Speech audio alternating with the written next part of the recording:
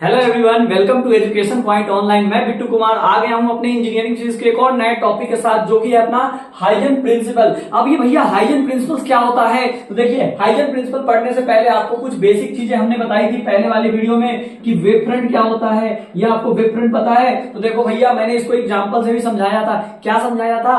आप जाओ और पानी में एक पत्थर का टुकड़ा जब फेंकते हो, आप क्या करते हो? पत्थर को उठा के एक पानी का टुकड़ा पत्थर को उठा के आपने पानी में फेंका, तो क्या होता है? उसके चारों साइड ऐसे करके कुछ वेव स्प्रेड होते रहते हैं। अब देखिए, जैसे मान लीजिए ऐसा कुछ वेव एसोसिएट हो रहा है, इसके पीछे कोई एक और वेव है और इसके पीछे कोई एक और वेव है, एस के पीछे भी एक वेव है। अब क्या करेंगे, ये जो फेज है, ये सबका फेज क्या है? सेम है।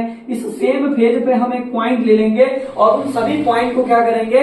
कंबाइन कर लेंगे, तो हमें एक वेव मिलेगा जिसे हम क्या बोलते हैं? वेव फ्रंट बोलते हैं। ठीक है भैया, वेव फ्रंट तो हमें समझ में आ गया कि बहुत सारे वेव्स है, उसके लोकस यानी ये सेम फेज में हम किसी कोई वेव है, उस वेव का क्या किया हमने? लोकस ले लिया। मतलब इस वेव पे लोकस यहां ले लिया, इस वेव पे ये पॉइंट ले लिया, इस वेव पे पॉइंट यहां ले लिया, इस वेव पे पॉइंट यहां पे ले लिया, और सारे वेव के जब हमने पॉइंट को क्या करा?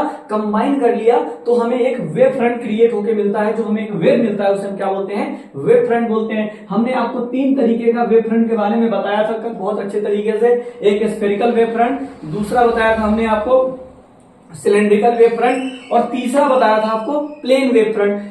स्फेरिकल वेव फ्रंट क्या होता है भैया? तो स्फेरिकल वेव फ्रंट हमने आपको बताया था जिससे पॉइंट सोर्स से जब कोई लाइट निकलता है तो उससे जो वेव फ्रंट क्रिएट होता है, तो उसे हमने स्फेरिकल वेव फ्रंट का नाम दिया था।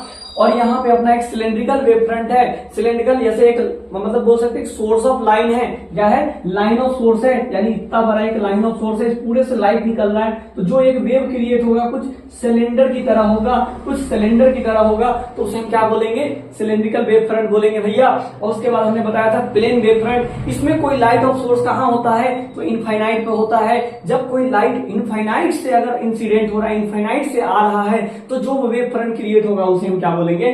प्लेन वेव फ्रंट बोलेंगे। ये बात हमने कल बहुत अच्छे तरीके से डिस्कस करा था। इसी के बिहाफ पे अपना जो हाइजन प्रिंसिपल है, आइए अब उसको समझते हैं क्या होता है। तो देखिए, सबसे पहली चीज होती है इसमें जानने की कि हमें हाइजन प्रिंसिपल होता क्या है। तो समझिए पहले स्टेटमेंट इसका, every point of A wave front. अब नाम आ गया देखो यहाँ पे, every point on A wave front. मतलब मान लीजिए कि कोई पॉइंट सोर्स है, या सिलेंड्रिकल वेव फ्रंट हो सकता है, या ये स्फेरिकल वेव फ्रंट, दोनों में से कोई भी हो सकता है। तो मान लीजिए इससे लाइट निकला कुछ इस तरीके से, मान लीजिए इससे निकल रहा है लाइट, और ये क्या कर रहा है? यहाँ पे एक वेव फ्रंट बना रहा है। मान लीजिए यहाँ पे कुछ ऐसा एक वेव फ्रंट बना रहा है, तो वेव फ्रंट ये जो क्रिएट किया है, इसके हर एक पॉइंट से फिर एक नया क्या होगा? एक नया सोर्स ऑफ लाइट जनरेट होगा, एक नया सेकेंडरी वेवलेट्स जनरेट होंगे।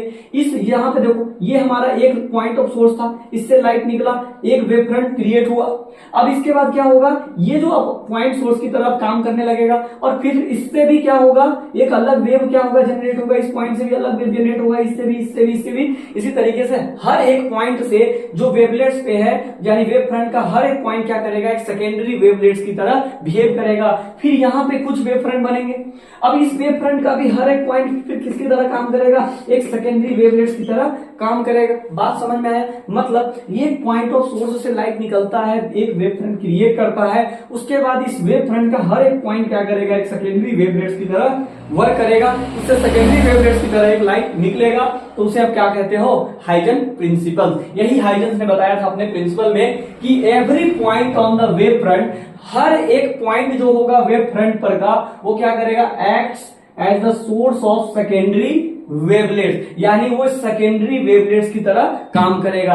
पहले इससे ये जनरेट हुआ, अब ये वेव फ्रंट पर का हर एक पॉइंट क्या करेगा? सेकेंडरी वेवलेट्स की तरह बिहेव कर रहा है, और फिर जो नया वेव फ्रंट बनेगा उसका हर पॉइंट पे क्या होगा? जो वेव जनरेट होगा वो सेकेंडरी वेवलेट्स की तरह क्या करेगा? काम करेगा। तो यही बात इसमें लिखा है, every point on the wave front acts as the source of secondary wavelets that spread out in all directions with the same spread all the original wave, यानी ओरिजिनल वेव की तरह ही वो क्या होगा? स्प्रेड करेगा। ठीक, अब ये हाइजन प्रिंसिपल आपको बहुत अच्छे तरीके से समझ में आ गया होगा कि हाँ भैया, कोई पॉइंट सोर्स से निकला लाइट ट्रेवल करते गया, एक ये वेव फ्रंट क्रिएट किया, और वेव फ्रंट का हर एक पॉइंट पे क्या होगा? एक सेकेंडरी वेवलेट्स क्रिएट होगा, और वो जो आगे वेव फ्रंट पे डिजाइन करेगा उससे भी क्या होगा? वो एक सेकेंडरी वेवलेट्स क्रिएट करेगा। ठीक, अब देखिए इसका एप्लीकेशन कहाँ है भैया? ये जो हाइजन प्रिंसिपल है इसका एप्लीकेशन यानी इसका यूज कहाँ कहाँ होता है, ये आप कहाँ कहाँ इस चीज को प्रिंसिपल को आप यूज कर सकते हो या आपने कहाँ कहाँ इस चीज के प्रिंसिपल को देखा है। तो देखिए सबसे पहली चीज होता है रिफ्लेक्शन। अब जब लाइट का जब रिफ्लेक्शन होता है, जैसे एक ये रिफ्लेक्टेड सरफेस है और इस पे लाइट जब इंसिडेंट हो रहा है और इंसिडेंट होने के बाद चला जाता है, आपने क्लास 10 में बहुत अच्छे तरीके से रिफ्लेक्शन ऑफ लाइट पढ़ा होगा कि लाइट इंसिडेंट होता है, इंसिडेंट होने के बाद रिफ्लेक्ट कर जाता है, ये फिनोमेनॉन। और ये जो प्रिंसिपल था हाइजन प्रिंसिपल का यहाँ पे यूज किया जा रहा है। जो हमारा रिफ्रैक्शन है यानी लाइट वन मीडियम से जब अनदर मीडियम में ट्रांसफर होता है, मतलब वन मीडियम से अनदर मीडियम में ट्रेवल करता है, तो भी वहां पे हाइजन प्रिंसिपल का यूज किया जाता है। और यहाँ पे डिफ्रैक्शन ऑफ लाइट, आपने डिफ्रैक्शन ऑफ लाइट भी बहुत अच्छे तरीके से पढ़ा है, उसमें भी हमारा क्या होता है, हाइजन प्रिंसिपल ही यूज किया जाता है। और अपना एक इंटरफेरेंस, हाँ इंटरफेरेंस में भी हम क्या करते हैं, हाइजन प्रिंसिपल का यूज करते हैं। तो आइए अब एक और नए टॉपिक्स हैं जो स्टार्ट करते हैं। सुपरपोजिशन ऑफ वेव क्या होता है एंड इंटरफेरेंस क्या होता है। तो चलिए सुपरपोजिशंस ऑफ वेव्स क्या होते हैं इसके बारे में हम डिस्कस करते हैं। अभी हमने हाइजन प्रिंसिपल्स के बारे में बहुत अच्छे तरीके से डिस्कस कर लिया कि क्या होता है। अब देखिए हमारे पास एक टॉपिक आया, नया टॉपिक कि सुपरपोजिशंस ऑफ वेव एंड इंटरफेरेंस क्या होता है। तो देखिए सुपरपोजिशंस ऑफ वेव, अगर आपसे कोई पूछेगा सुपरपोजिशन क्या होता है, तो देखो सुपरपोजिशन का मतलब होता है ओवरलैपिंग करना। क्या करना? ओवरलैपिंग। यानी वेव्स क्या होंगे, जैसे एक ये अलग वेव दिया हुआ है, एक ये दूसरा वेव है, ये ऐसे करके एक दूसरे के ऊपर ओवरलैप करेगा, फिर तीसरा वेव इसके ऊपर मतलब दो या दो से ज्यादा वेव को आप क्या करोगे, कंबाइन कर दोगे, तो वो क्या बन जाएगा, आपका एक सुपरपोजिशन वेव कहलाएगा। मतलब स्टेटमेंट देखिए, व्हेन टू, दो होने चाहिए या दो से ज्यादा वेव्स होने चाहिए, overlap in a space and time. जब वो क्या करते हैं, दो या दो से ज्यादा वेव स्पेस और टाइम के रिस्पेक्ट में क्या करते हैं, एक दूसरे से ओवरलैप करते हैं, तो जो हमारा रिजल्टेंट वेव होता है वही क्या कहलाता है, इंडिविजुअल वेव के बराबर हो जाता है, मतलब सम के बराबर हो जाता है। जो हमारा रिजल्टेंट वेव आएगा वो जो रिजल्टेंट वेव आएगा वो क्या होगा, तो भैया इंडिविजुअल वेव के क्या हो जाएगा, इक्वल हो जाएगा। कहने का मतलब ये एक वेव का इक्वेशन है, ये दूसरे वेव का इक्वेशन है, इन दोनों को ओवरलैप करते हैं तो एक रिजल्टेंट वेव क्या आएगा, y। तो y किसके बराबर होगा, y1 प्लस y2 के बराबर होगा। मतलब सुपरपोजिशन ऑफ वेव हमें यही कहता है कि जब दो या दो से ज्यादा वेव आपस में एक दूसरे से ओवरलैप करते हैं इन स्पेस और टाइम में, तो जो हमारा रिजल्टेंट वेव होगा ये दोनों वेव के सम के बराबर होगा। बात समझ में आया? तो यहाँ पे एक ये वेव है और दूसरा वेव, ये इक्वेशन दिया गया है, तो रिजल्टेंट वेव क्या होगा, y equal to y1 plus y2। तो y1 की वैल्यू कितनी है भैया, a1 sine omega t plus phi1 और plus a2 sine omega T plus phi2। ये हमारा क्या हो जाएगा, रिजल्टेंट वेव हो जाएगा। और इसी को क्या बोलते हैं, इसी प्रिंसिपल्स को क्या बोलते हैं हम, सुपरपोजिशंस ऑफ वेव्स। बात समझ में आई कि सुपरपोजिशंस ऑफ वेव क्या है, तो जब दो या दो से ज्यादा वेव्स एक दूसरे से ओवरलैप करते हैं इन स्पेस और टाइम, तो जो रिजल्टेंट वेव होता है वो दोनों वेव के सम के इक्वल हो जाता है, बराबर हो जाता है, जिसे हम सुपरपोजिशंस ऑफ वेव कहते हैं। समझ में आया? अब चलिए इंटरफेरेंस के बारे में हम डिस्कस करते हैं।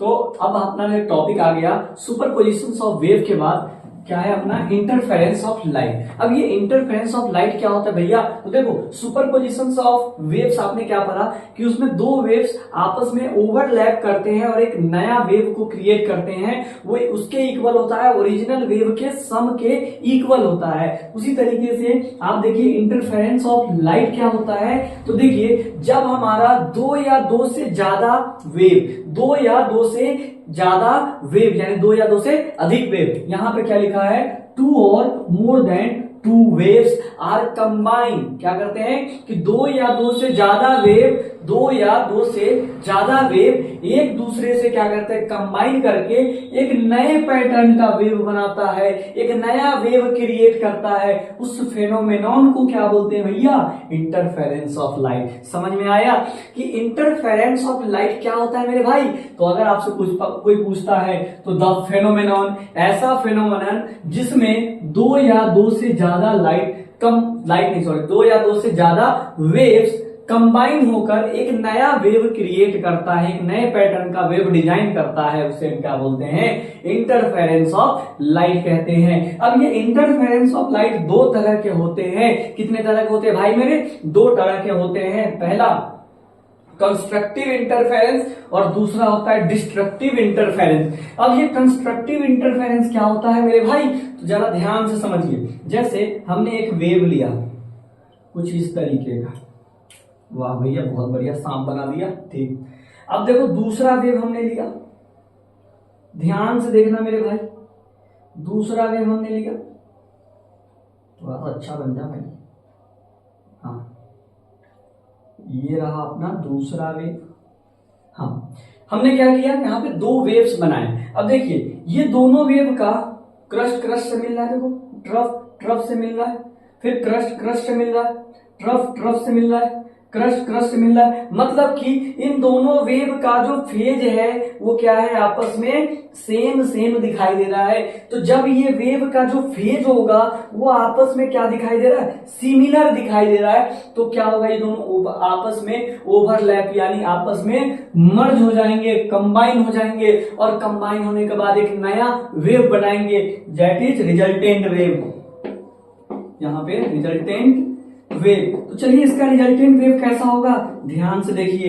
इसका रिजल्टेंट वेव कुछ ऐसा होगा, जैसे थोड़ा सा बड़ा कर देंगे, ये देखो थोड़ा सा हमने बस इस वेव को क्या कर दिया, बड़ा कर दिया, बस और कुछ नहीं। हमने इस फेज को इस फेज को मिलाया तो थोड़ा सा ये बड़ा फेज बन गया, ये फेज और ये फेज को मिलाया तो थोड़ा सा बड़ा बन गया। मतलब कहने का मतलब कंस्ट्रक्टिव में क्या होता है, जो हमारा दो वेव है, ये दोनों आपस में जब ये कंबाइन होते हैं तो एक रिजल्टेंट वेव क्या होता है, इंक्रीज हो जाता है। रिजल्टेंट वेव जो होता है वो इंक्रीज हो जाता है, बढ़ जाता है, देख रहे हैं यहाँ पे।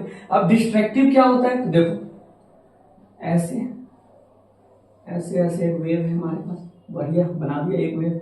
दूसरा वेव ये देखो ऊपर से शुरू होता है, इसको नीचे से शुरू कर देंगे, लो सत्यानाश करो इसका। हाँ अब एक बात बताओ, ये वेव कहां से शुरू हो रहा है, ये ऊपर, ये इसका फेज, ये ऊपर इसका नीचे, ये ऊपर इसका नीचे, ये ऊपर इसका नीचे, देख रहे हैं। तो यहाँ पे क्या कर देंगे, ये दोनों वेव जब एक दूसरे से मर्ज होंगे, एक बात बताओ, ये ऊपर का ये नीचे का आपस में कैंसिल हो जाएगा, ये ऊपर का नीचे का कैंसिल हो जाएगा। स्वाभाविक सी बात है, इसका जो रिजल्टेंट वेव मिलेगा वो क्या मिलेगा, तो एक लाइन मिलेगा। देखो कैसा मिलता है, ये दोनों आपस में कैंसिल करके कुछ इस तरीके का अपने रिजल्टेंट वेव मिलेगा। इसमें क्या हुआ, जो वेव हमारा दो था, दोनों आपस में कंबाइन होके एक प्लेन वेव बना लिया। देखो यहाँ देख रहे हैं, एक वेव प्लेन क्रिएट कर लिया, मतलब इसमें डिक्रीज हुआ है, जो वेव है वो क्या हो गए, डिक्रीज किए हैं, और इसमें वेव की जो साइज थी वो क्या हो गई, इंक्रीज हो गई। समझ में आया। तो यही क्या होता है, इंटरफेरेंस ऑफ लाइट। अगर आपसे कोई इंटरफेरेंस ऑफ लाइट पूछता है तो आप क्या बताओगे, एक ऐसा फिनोमेनन जिसमें दो या दो से ज्यादा वेव्स